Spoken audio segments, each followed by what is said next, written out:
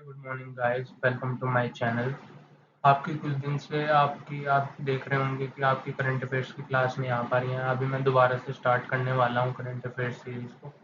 तो मैंने अभी एक डिसीजन लिया है कि मैं आपको वोकेबलरी के जैसे ईडियम्स एंड फ्रेजेस की क्लास स्टार्ट करने जा रहा हूँ, जिसमें कि हम रोज़ डेली के 5 इडियम्स कवर करेंगे, जिससे कि आपके कॉम्पिटिटिव एग्ज़ाम्स हैं जो भी, जैसे कि एसएससी के जो भी एग्ज़ाम्स और अदर कॉम्पिटिटिव एग्ज़ाम में पूछे जाते हैं वोकेबलरी की तरह, ठीक है। तो आपके इससे बहुत अच्छी याद हो जाएंगे इडियम्स, ठीक है। तो आज के पहले इडियम से स्टार्ट करते हैं। पहला इडियम है एसिड टेस्ट। तो एसिड टेस्ट में आपको क्या करता है, कोई इंसान को, जैसे एसिड टेस्ट ईडियम है तो उसमें क्या करता है इंसान, prove the effectiveness of something. मतलब उसकी पूरी उसमें क्षमता कितनी है, तो उसमें पोटेंशियल कितना है, तो उसके हिसाब से उसे प्रूव करके दिखाना होता है। उसके हिसाब से पता चल जाता है कि वो उसकी उस क्राइटेरिया में वर्क कर सकता है या नहीं कर सकता, ठीक है। तो इसका मतलब ये हो गया एसिड टेस्ट। अगले क्वेश्चन पे चलते हैं, अगले ईडियम पे।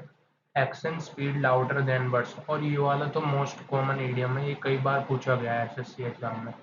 इसमें क्या है, अगर आप बोलने से ज़्यादा काम करोगे तो वो अच्छा रहेगा। तो इसमें ये है, इसका इंग्लिश में मीनिंग ये निकलता है, पीपल इंटेंशंस कैन बी जज better than what to do then what they say. अगर जो पीपल के इंटेंशंस होती हैं वो जज करी जाती हैं कि तुम क्या करते हो, इससे नहीं पता चलती कि तुम क्या कह रहे हो। अगर आप अच्छा करोगे और अगर आप काम करोगे तो जब भी आपकी पहचान होगी, अदरवाइज अगर सिर्फ बोलते ही रहोगे तो कुछ पहचान नहीं है, ठीक है।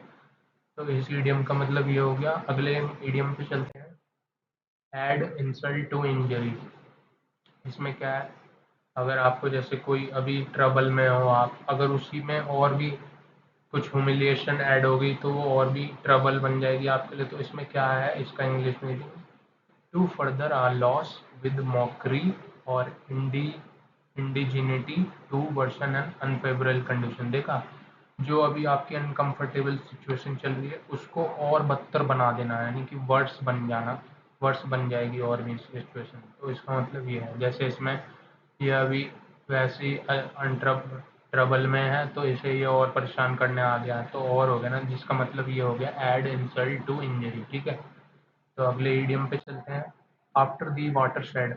और गाइज, अगर आपको इनकी पीडीएफ चाहिए तो मेरे को आप कमेंट में बताना, और आपका मैं रिस्पांस देखना चाहता हूँ। अगर आपका अच्छा रिस्पांस रहा तो मैं इनको कंटिन्यू रखूँगा, और डेली के 5-5 ईडियम, तो ऐसे आपको याद भी होते रहेंगे। ज़्यादा ईडियम रखूँगा तो फिर आपको याद करने में दिक्कत आएगी, ठीक है। तो डेली के 5-5 ईडियम हम याद करते रहेंगे, ठीक है। तो ये ईडियम है आफ्टर दी वाटर शेड। मतलब अब इसमें दिखाया गया पिक्चर के माध्यम में वाटर शेड के बाद क्या है, मतलब ये ऐसा टाइम है जिसमें कि प्रोग्राम किसके लिए होते हैं, ओल्डर ऑडिशंस के लिए एयर हो जाते हैं, मतलब ब्रॉडकास्ट करे जाते हैं टीवी पे।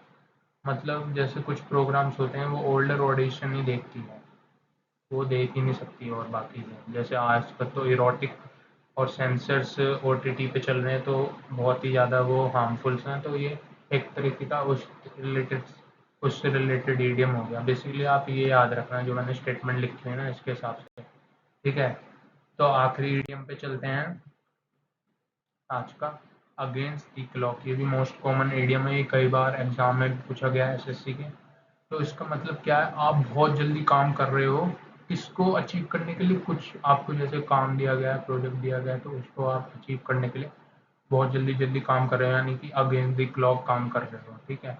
तो being rushed and having little time to complete something. तो गाइज, आज के लिए इतने ही ईडियम्स थे, और आप मेरे को बताना कि आपको अगर कोई क्वेरी आती है तो ठीक है, नहीं तो आप मैं कंटिन्यू करता रहूँगा। Okay, thank you, goodbye and stay connected with me for more update guide.